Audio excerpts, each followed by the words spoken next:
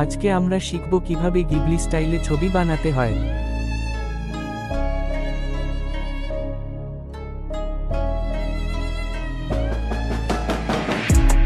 প্রথমে চ্যাটজিপিটি অ্যাপটি ওপেন করবেন, তারপর যে ছবির গিবলি স্টাইল বানাতে চান ওইটা সিলেক্ট করবেন।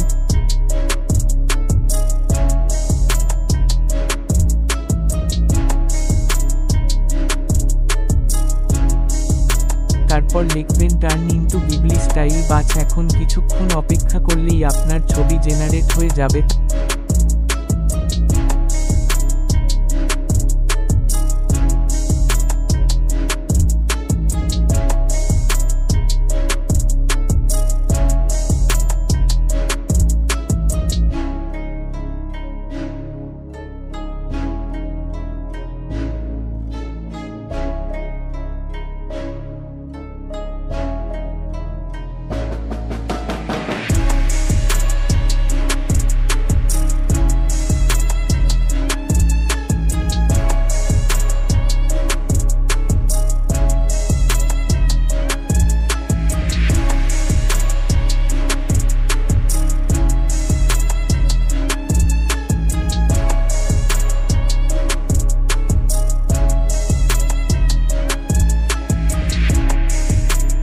তারপর ছবিতে ক্লিক করে আপনি সেই ছবি গ্যালারিতে সেভ করতে পারবেন।